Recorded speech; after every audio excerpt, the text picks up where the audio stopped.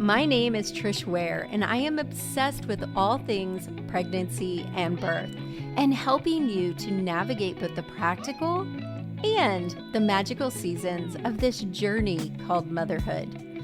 I'm an all-day coffee-sipping mama of 7 and labor and delivery nurse who took her expertise in the labor room and turned it into an online one-stop shop for mamas looking for powerful education and support. I've had the amazing privilege of delivering many babies in my 15-plus year career as a labor and delivery nurse and as a mama of 7. I'm here to help you take the guesswork out of childbirth so you can make the choices that are right for you and your baby and write the birth story of your dreams. So hit subscribe and let's replace your anxiety and fear with complete confidence. Quick note, this podcast is for educational purposes only and does not replace your medical advice. Check out our full disclaimer at the bottom of the show notes. Hi, mamas. I am so excited today. I have one of my VBAC Lab students, Cassie, joining me to tell you guys about her birth, and just so excited to share this story and to share Cassie with all of you. Welcome, Cassie. Hey, Trish. Thank you so much. Super excited to be here. Me too. I feel like we've been trying to do this for a minute. Oh, I know, because I've had a 4-month-old and life just gets behind us and then you've moved, so everything just pops up. Yes. So I'm so excited to have you here and for you to share a little bit about your journey. And I want you to go back because you and I both have it in common that we both had our first pregnancies when we were younger. I want you to kind of tell about your first experience and then how you found me and how you ended up taking the VBAC lab, and we'll go from there. Yeah, you bet. I will keep it brief because my first birth experience is what led me to you. I was 16, pregnant with twins. Holy cow, changed my whole world. One of the consequences of being pregnant as a teen is I think you're treated a little bit differently in the system. I already believe that women are not given a whole lot of information or rights when it comes to birth rights. But as a teenager, I think I was treated a whole lot worse. I was not given very much information about things that would happen to me, about how my pregnancy would progress. I didn't have a super supportive mom that knew those things either. And that's a consequence of just generational education because she didn't know. And so she wasn't able to pass down knowledge. There was so much happening in that pregnancy that I wasn't aware of, or that I knew that I had rights to know or rights to choices. Things just happened to me. With that came a really traumatic C-section. And when my husband and I decided that we wanted to have a baby last year, I just knew in my heart that I really wanted to be a part of the pregnancy this time. I wanted to know everything I could about it. I researched every single day. It was a journey for me. And that just got me to things popping up on my Instagram. I was looking at a lot of live home births and watching these women just breathing their babies out. There was pain involved, but they were in control and they had choices. Even when in moments of high pain, they still had choices and they were the ones calling the shots. My husband got very into the education as well. He was on board with me joining your class. I was telling him all about it. I joined your, the 1 week free that you did, the Fearless Birth Experience. So I joined that and I was like, oh my God, this is the class for me. This is what I'm going to do. And Trish, if you remember, I was 36 weeks pregnant, 37 weeks pregnant at that time. But it took me forever to find the perfect one because so many of the classes out there, and I'm not just blowing smoke at us, so many of the classes out there preach to you and tell you what you should be doing and almost kind of shame choices that are against what they're trying to practice. Your class was very much like your choice is your choice, and I will support and give you information about every choice that you make, instead of you just preaching a choice at me. So that's what brought me to your class. And that's so important to me. I remember one of my students, I think it was Raquel, she came on Instagram to share her birth story and she said the same thing. You lay it out like a smorgasbord and then we get to pick and choose. Yes. And I was like, that is exactly what I want. Obviously, I have my personal feelings of what I would do, but what I would do is not what Cassie needs to do or Raquel needs to do. And I'm glad that you see that because and I've told you guys know a lot because for those of you listening, we meet weekly with our VBAC lab students and then with our pregnant mamas everyone else on Wednesday. And one of the things I've told you guys is my own experience with my baby number 4. I took a all natural birth class, like a very mainstream popular one. Yeah. And I decided to do an external version, cephalic version, because Gavin was head up and it was my 4th baby. I felt very confident in doing that. My instructor would not speak to me again because I was choosing medical interventions. And it was so hurtful because I felt like I had bonded so much with her and we had gotten our children together, but she was so hardcore about just letting the natural process. And I'm all about the natural process, but I'm also about choices. So that's really important to me. But anyway, you find the VBAC lab and you join the VBAC lab at 36 weeks. Yeah, 36 weeks. And what really sold it for me, Trish, was that it was the conversation. I picked up so much in that Fearless Birth Week that you put on just from the other women posting questions, the conversation that was going on. And then when you had said, oh, we meet weekly and you can also chat, I made a connection with, I think Emily was on there. Okay. Yeah, I think Emily was on there. Made a connection with her really quickly. There were a few other VBAC moms on there that joined that were a part of your group. And I was like, oh my God, I have to be a part of this. And that is so true to why I joined. And it continued to be the reason why I relied so heavily on it. Because when it came to my birth with Atlas 4 months ago, I remember showing up in those classes week by week because things were going south with my provider. And I really needed people, aside from my husband, who was amazing and saying, just you do what you do. You got this. You'll get support. And I was like, I need other people to tell me that. So I would join the class and I would tell you guys what's going on and how my provider's really pushing back all of a sudden. And you guys would be like, no, don't do it if you don't want to do it. There's no reason, there's no evidence, don't do it. And so I don't know, the group itself, aside from all the information you provided, those conversations were the ticket for me. That's what sold me. And I love that so much. And so you came into labor nurse mama world through Fearless Birth Experience. And I believe that was the June one, the very first one. Yeah. So that was the first one. Yeah, that was the first one ever. Yeah. So prior, and this is where I'm going, prior to that, I used to do like a traditional, like I would open the cart, open the birth courses, do a couple webinars, and call it a day. And it did very well, but I felt like I had a really hard time giving a glimpse into what happens inside of my private community. And to me, and that relationship is so important to me. So to me, that's the magical side of Labor Nurse Mama. And so I had a friend that's in like a business mastermind that I'm in, that he does these challenges, and because he has a membership, which we do now too. And so he does these challenges, and I was like, oh, that is what I want to do, but I'm going to call it an experience, not a challenge. It's an experience. It's an experience. Yeah. And so that's what I bring all of you guys, all my students in, come, because just like you said, even though you took the birth class, now imagine, if you will, normal birth classes, you take the birth class, they might have a Facebook group, you take it, you go on.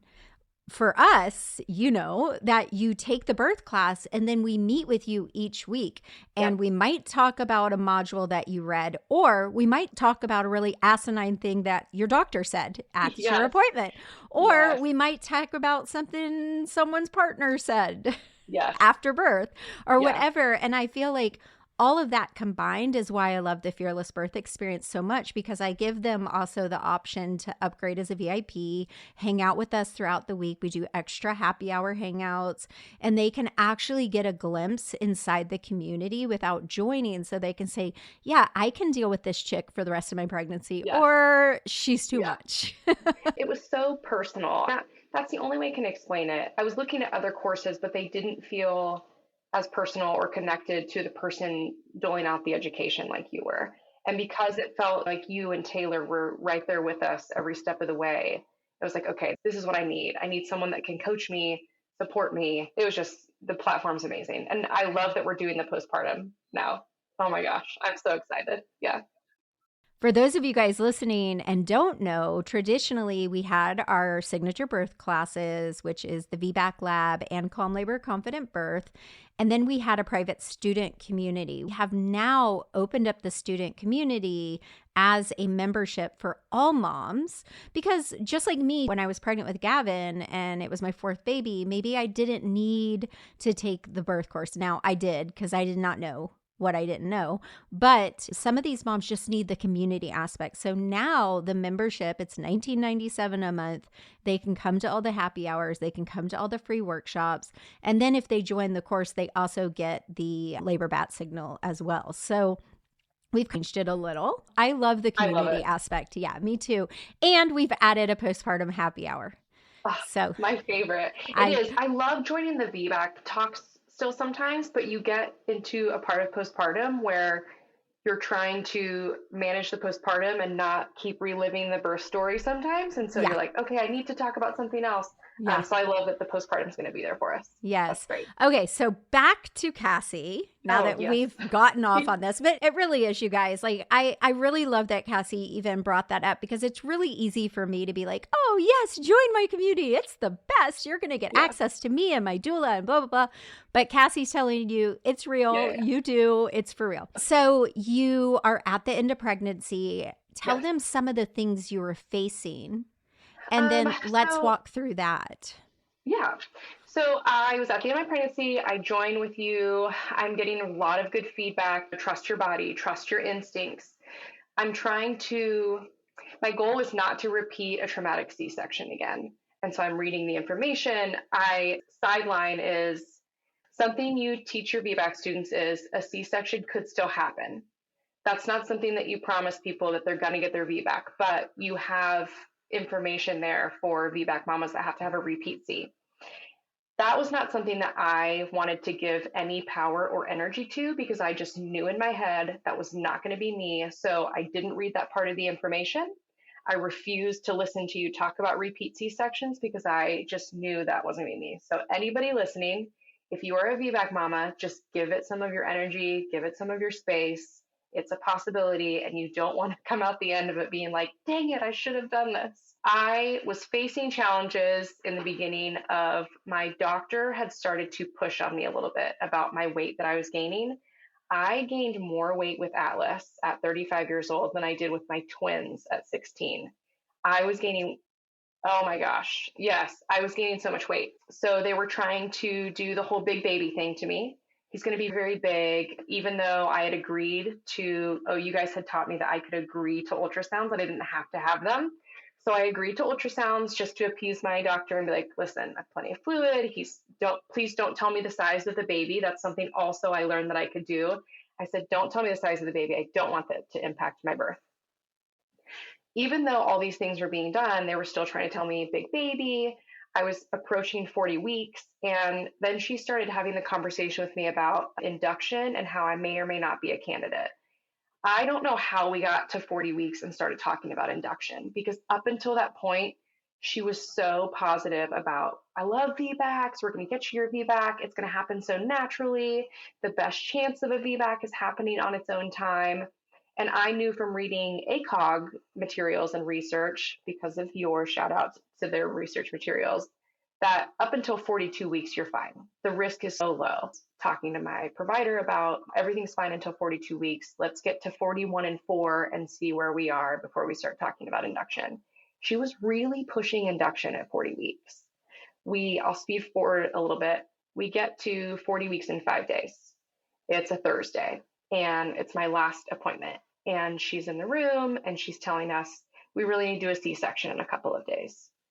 And I'm crying. I'm shaking, crying. I'm starting to have some PTSD from my last C-section popping up. I don't know how we got here. How are we having to be induced? My husband's trying to hold my hand and also ask this physician questions. And she's just very black and white. He's going to be too big for you to push out. Nobody wins an award just to go into labor naturally. I know what you're saying, girl. I was laying on the table trying to push my son out while he was trying to kill himself inside of me. I'm not kidding you, Trish. My eyes were just like, what? This is the nightmare that Trish talks about when providers say really dumb things to people. I'm all of a sudden starting to freak out. Is my baby going to try and kill himself inside me when I'm trying to push him out? Is the risk too big? That day we get home, we have a happy hour that night. And so I tell you guys, I come to happy hour and I'm talking to you guys in the community about what had happened. And I just remember you and the community being like, stop for a moment. This is your choice. We talked about like how this is on a schedule. She wanted to have a C-section on a Thursday because there was nobody there to help me induce on a Friday because I was a VBAC. So it was all about a schedule. So it was just like, you guys to help me take a step back, breathe, assess the risk, talk about what we'd always talked about. But she just started the pressure. That 40 and 5, all of a sudden it was no longer convenient for her to be on my side with the VBAC. And it was the scariest thing because you hear your provider telling you, these are the risks you're taking. It really goes, you could really cause fetal death. She even came into the room when we declined the C-section and said, I've already talked to legal about you. What? You talked to legal about me? Why? I had to tell them that you were sane and educated. What would you have done if I wasn't sane and educated? So you understand that is not what she said to legal. She is passive aggressively letting you know that she is involving legal because you're not doing what she said. Yes. And it was very intimidating. I don't get intimidated easily, but she walked into the room. The nurse was very nice, but I consider her kind of like mousy. And so my provider walks in the room. I have COVID, mind you. So she walks in the room. I was like, hey, I'm dilated to a 1, because she said if I was a 1, she could start my induction. I was like, I'm dilated to a 1 and I'm super excited, smile on my face. I've progressed naturally all on my own, lost my mucus plug. I'm trying to tell her this. And she just rolls her eyes and says, where's all the PPE? And storms out of the room. Just doesn't even acknowledge me. I don't like her. I'm like shaking. I'm not even going to name drop. If anybody wants to know and they're listening, just I'll tell you. Little do these providers know that they are risking going onto Labor Nurse Mama's page and being ousted to 260,000 people. I will let you know who she is if you ever reach out to me. So I don't know, we go home. My husband is standing there with me and he's like, all due respect, doctor, this is the choice we're making. We understand the risk. Just get us the paperwork. Because at that point, I think he could tell that I was shutting down and feeling very intimidated. And he knew what we wanted. So we go home. I'm doing my VBAC lab with you guys. I'm talking. And all the while, my teenage daughter had flown in to help me give birth. My husband's there. I've got COVID. Shit's hitting the fan, for better lack of words. While I'm on the VBAC lab, they were setting up, you know how you talked about in your materials about setting the scene if you're going to give birth, turn the lights down low. So my husband, who had been doing this education with me all along through your course and your classes, was setting fresh flowers all around the house, candles everywhere, setting the mood all over the place, getting my little smoothie. What is it? The midwife's brew? The midwife's brew, getting my midwife's brew. So ready. He's setting the birth scene while you're hanging out with us. Yes. He took him 2 hours to drive around and get the right ingredient. Find some of these. That apricot nectar. Yes. The lemon verbena. Yes. If you're listening right now, go ahead, even if you're 9 weeks pregnant, order it because it is hard to find. Yes. Amazon. You can use it for other things. Yeah. Amazon has it. So he was like setting the scene. I am just like, I get off the call with you guys. I'm feeling so empowered. I'm like, we're going to do this. I'm going to go into labor. I just know it. I drink the cocktail. Trish, you are not kidding. It hits you within me. It hit me within minutes. And I was for how it might feel just based on like your conversation and your experience, but I wasn't quite ready for it. You really can't. Anybody listening, I can't adequately explain it, and neither can Cassie. You have to experience for yourself. Yeah. It wasn't painful by any means. I don't want to scare anybody. It's just different. Yeah. And I'm not kidding. Labor happened within half an hour. So it's a Thursday. Okay, hold on. I'm going to interrupt you because I want that girl who's listening right now, who's 38 weeks and 4 days, that's about to chug the midwife's brew because Cassie said it works that quick. It only works that quick if your body is ready. So we do not recommend that you do it until you're after 40 weeks low risk pregnancy, all clear from your provider. Okay, go. Perfect. Yeah. And to clarify, I was over 40 weeks. I was 1 centimeter, 1 tight centimeter dilated. Oh, really quick. When she checked my cervix in the hospital, she said I was closed up like Fort Knox. Anyway, yeah. So I'm 40 weeks. I'm over 40 weeks. I'm taking the midwives brew. In 30 minutes, I'm starting to have contractions. Now, the way that I understood contractions to feel is not how I felt them. I felt them very sharply and very intensely from the moment they started. I had always heard like they wrap around. Sometimes they feel dull. It was like they were rough. I'm not going to lie. But got my yoga ball. I had my scene set. I had my music. I was doing the ice cube. I was holding an ice cube in my hand that you had done that exercise with us on the class. And so it was perfect. Fast forward to Friday night. This is now, so Wednesday I was in like prodromal labor. Thursday I'm in regular labor. Friday I'm in very regular labor. Friday night around 11 o'clock after laboring without pain meds and anything for 3 days, my contractions went from 15 minutes apart to 11 minutes apart to 1.5 minutes apart. I mean, all of a sudden it was like a drop off. There was no like 11 to 5 to 4 to 3. It was 11 to 1.5. And I looked at my husband and was like, we got to go. We got to go. There's a lot of pressure happening.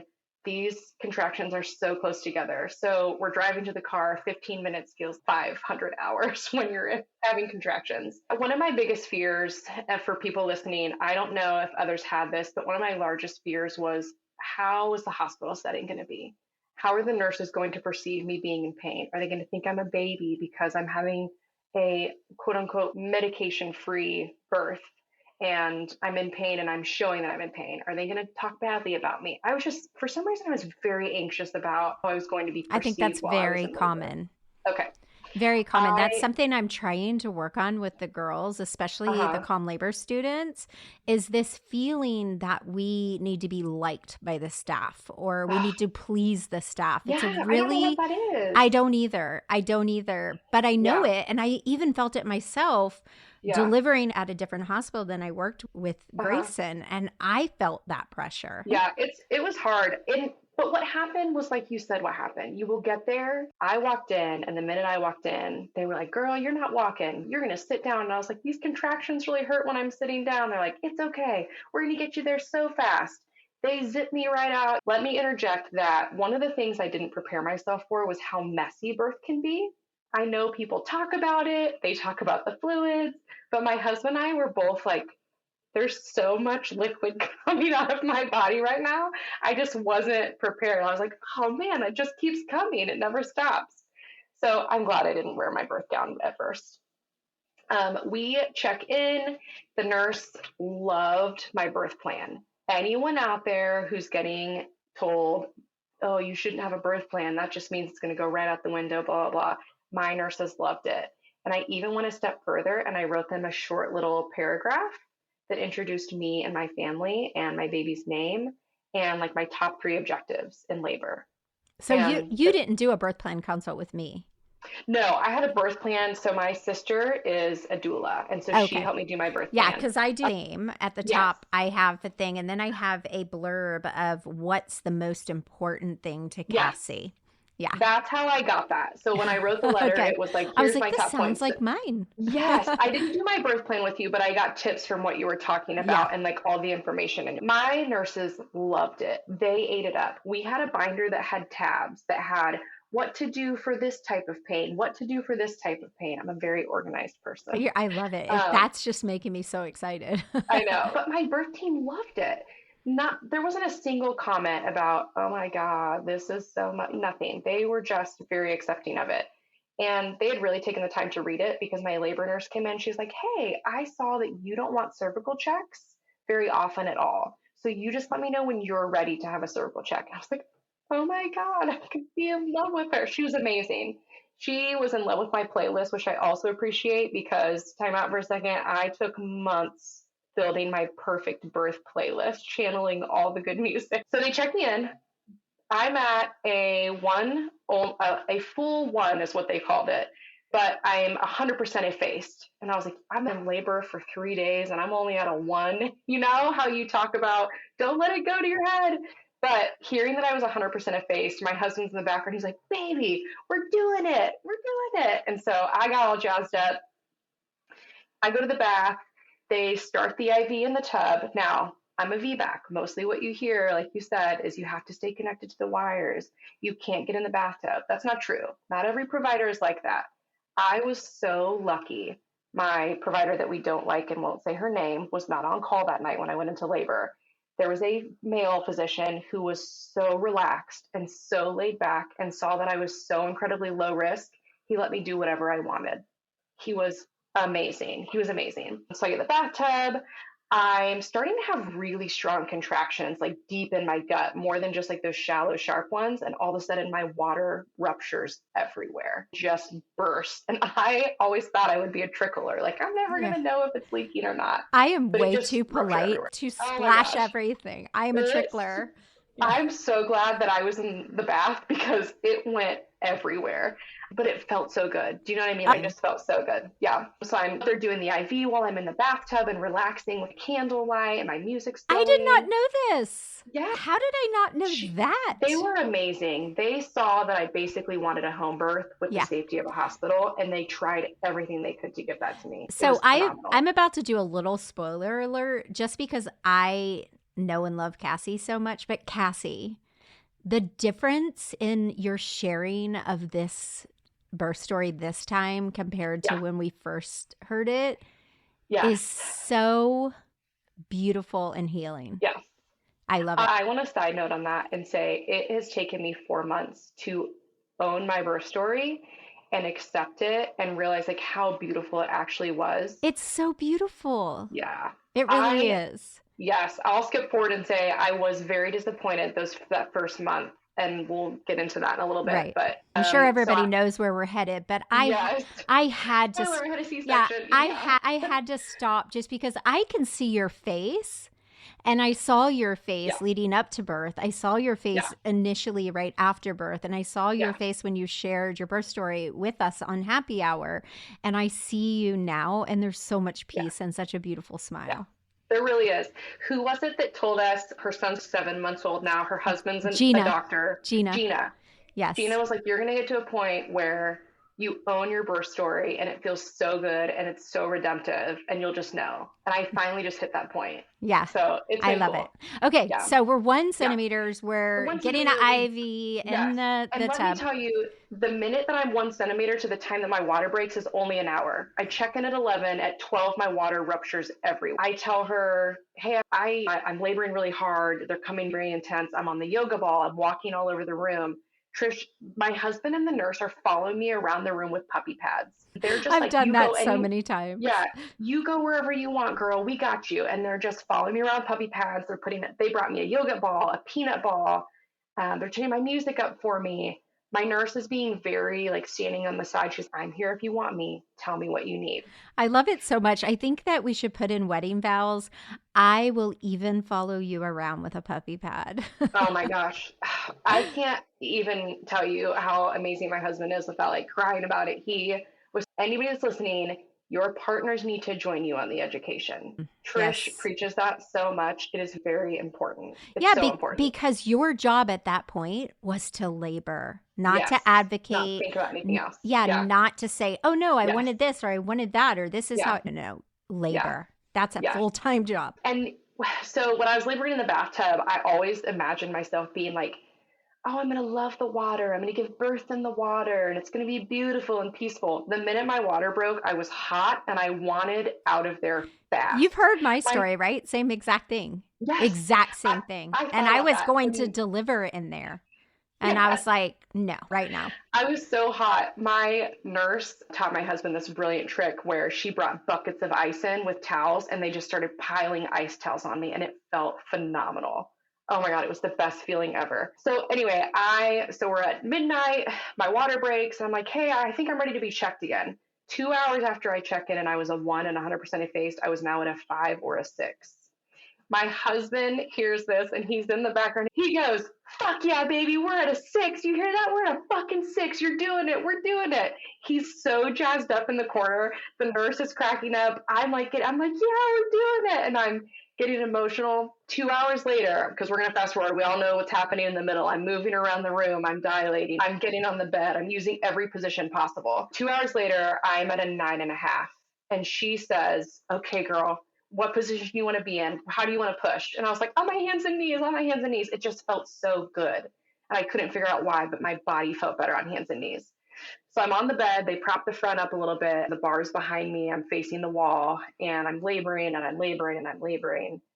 4 or 5 hours goes by. I'm still at a 9.5 and I'm laboring. And I'm starting to get to the point where the contractions are so exhausting at a 9.5 with a baby stuck at a 2 station with nothing else happening, that there's pain that's starting to happen that wasn't before. And you had always said, you will know when the pain isn't normal, but you'll know. I knew that the pain was normal for a long time until it wasn't. And I had said something to my nurse. I was like, I feel like I need to push so bad. And I'm pushing, but something isn't feeling right. And so she checks me and she's, I think you might be a little bit swollen, calls the doctor in. The doctor says, I think you're more like an 8 because you're so swollen. So I went from a 9.5 to an 8 because of swelling. And I think that all of the COVID for 3 days, the laboring, pain med free for 3 days had just hit me when he said I had reverse dilated somehow. And something inside me died. I couldn't, in the moment, I didn't understand what he was saying. But after reflection, I was like, oh, okay. There wasn't a lip or anything. It was just like a lot of swelling. He was amazing. Which is painful.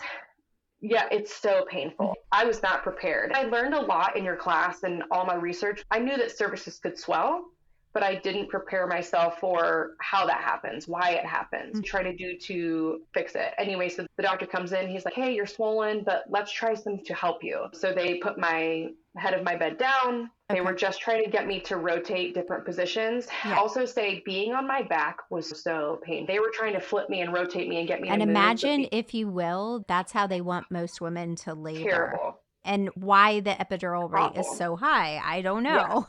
Yeah.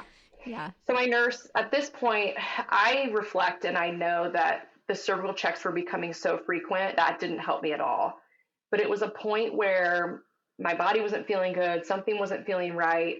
He was feeling weird in there. So she checks me again. She says he's a little bit wonky. We're trying to figure out what that means. He's OP and he's also a little bit crooked coming down. So the doctor says, hey, you've been at this for 4 or 5 hours at 9.5. You're starting to swell, but I'm willing to let you keep trying because baby looks great on the monitor. He showed us like a few dips, but because of your class. And so he was going through that. He said, I'll just let you keep trying. You keep trying. He looks great. I've got an emergency. See that I need to come do over here. I'll come back and check on you. My nurse is in there the whole time. We had no concerns about that. We were fine to keep trying. So we keep trying and the cervical pain keeps getting worse. And I can just tell this isn't going to go the way I want it. I'm trying to deal with the pain that won't stop now of labor, but also understanding that I'm probably going to end up so emotional. At that moment, my doctor comes back and he says, let's do a C-section. This sounds like the best route. And I was like, okay, whatever, get this baby out of me. Just get it out of me. I can't do this anymore. My head nurse comes in and she says, wait a minute, your birth plan is to have a VBAC. What if we try one more thing to try and get you your VBAC? Trish, I wanted to hug this woman. When I was ready to give up, she was like, hell no, girl. Oh my gosh, I love her so much. You came in here with a binder with dividers in it. We're not giving up. So she gets me an immediate epidural. The anesthesiologist comes in and he's like, hey, how are we doing in here? Let's get you your epidural, which I struggled with because if you can imagine when you're having a contraction and you're slumped over for that epidural at the same time, it is awful. And a swollen cervix and all the other things. Oh my gosh. But he comes in, he quickly gets me my epidural. They get Benadryl on board. They put me head down again. They're flipping me back and forth. I am exhausted at this point. I am coughing. I am exhausted. I am just trying everything I can to get this baby out. And the doctor comes back in and it's 2 hours later. So after I technically stalled out, it wasn't for 6 more hours that he let me keep trying and said, I'm confident. Let's keep trying. Baby looks great. So for those of you listening, get yourself a provider like this that says, baby looks wonderful. You look wonderful if you want to keep trying. But ultimately, it was a conversation of, hey, we've been at this for 6 hours. There's been no change. The next time we have this conversation, it could be an emergency. Are you willing to risk that? And I think the exhaustion and just wanting to make sure that Atlas was safe and that I was safe, my husband and I together just made the choice to go ahead and do a C-section. So they let me play my playlist. They put my phone at my head. I had an amazing nurse team, a phenomenal nurse team. Nurse anesthetist came in, took over for the anesthesiologist, and we go into the downstairs spare operating room, which looks like it's under construction, but everybody's happy and joyful. And we're talking about our recent Salt Lake City, Utah mountain trip and some of the music that we chose. And all of a sudden, it's like my husband and I forgot that we were getting a baby at the end of this. Because all of a sudden, the doctor Because everything was about the birth. Everything was about the birth. I just forgot there was a baby involved. Yeah. So all of a sudden, my physician holds the baby up over the screen, and my husband and I just start bawling. I was like, oh my God, I totally forgot we were going to have a baby. What is this thing? And the first thing I asked my husband, because I can't see him quite yet, I didn't prepare enough to say, hey, put my baby right on me. But in the operating room, it's cold. It's very cold in the basement. They need to hurry up and dry him and get him warm enough. It sounds so bad, Cassie. You're in the basement. It sounds so terrible. You're in the basement. Oh, I know. The other operating room was being taken up by an emergency C-section. So since I was an emergency, they had time to go down to the basement. To get to the basement. Yeah, where you got a surprise baby. Yeah, I know. So they take him over to the warmer, and I was like, I want skin to skin. I want skin to skin. My husband's like, I know, honey, we're going to get you skin to skin.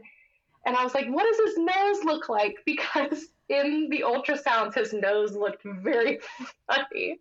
And that was the first question I could think of. What does his nose look like? And my husband was like, it's a very cute nose. It's a good nose. So they bring him over.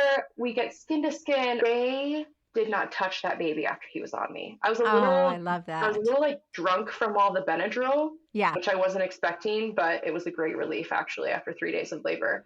But my husband just helped hold him on me. I sent you the pictures. My husband helped hold the baby. They put Atlas on me, and he immediately found my nipple and latched. It was magic.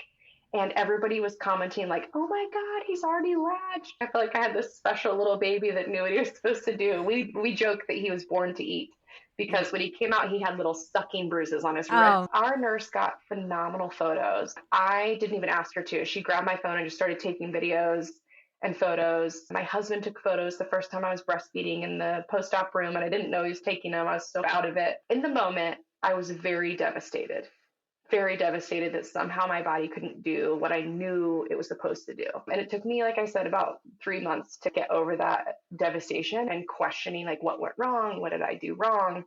But now when I think back on it, it was really the most beautiful thing. And I never told you this, but my father passed away 2 years ago, and it was very tragic for me. My father was a nurse, by the way. The operating nurse that stayed with me all weekend postpartum and in the OR, she was good friends with my dad for about 15 years. Oh, that's so healing. I never ever would have met her had I not had a C-section. And she took care of me all weekend long. It was just, and when she saw my last name, she was like, wait a minute, do you know a Jim Gilliam? And I was like, that's my father. And she was like, oh my God. Oh, I love it. It was phenomenal. It ended up being exactly how it needed to be.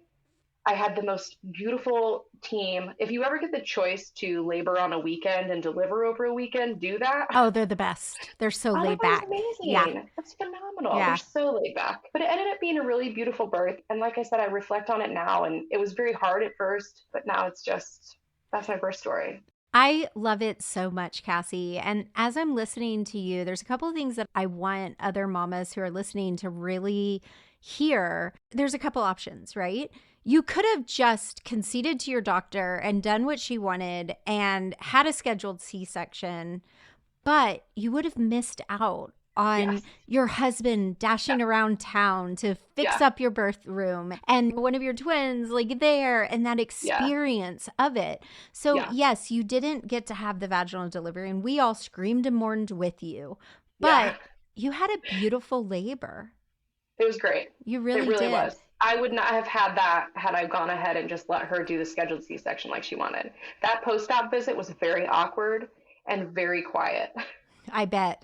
We didn't say much. We just let her check my wound and moved on with life because I didn't want to hear about how I told you so. And I just got But out. she didn't. She didn't tell you so because ultimately you went back to the OR because your baby was OP, your cervix was swollen, and you were exhausted.